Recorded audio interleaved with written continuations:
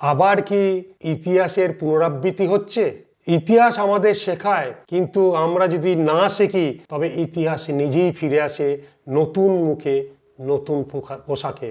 আজ আমরা তুলনা করব দুই ভিন্ন সময়ে দুই বিতর্কিত চরিত্রকে। আজকের যুগে এক সময় ছিল মির্জাফর, আর আজকে আমেরিকার প্রেসিডেন্ট ডোনাল্ড ট্রাম্প। দুজনাই ক্ষমতার কেন্দ্রে, একজন ছিলেন, একজন আছেন। তাদের ভুল সিদ্ধান্ত আর অবস্থান যা ভবিষ্যতের মোড় ঘুরিয়ে দেয় জাতির। হ্যাঁ না না? কারণ মির্জাফর ছিলেন বিশ্বাসঘাতকতার প্রতীক।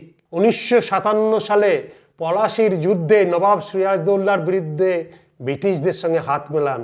ব্যক্তিগত ক্ষমতা ও লোভের জন্য নিজের দেশকে বিক্রি করে দেন।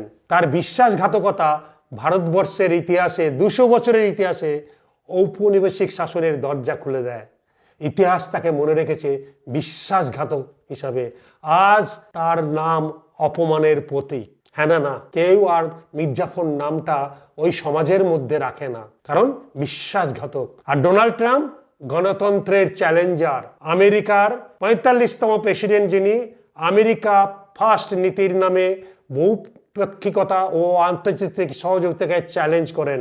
2024-এ দ্বিতীয়বার ক্ষমতায় আসার পর তার কিছু সিদ্ধান্ত ও বক্তব্য আমেরিকার ঐতিহ্যবাহী গণতান্ত্রিক মূল্যবোধকে প্রশ্নবিদ্ধ করেছে।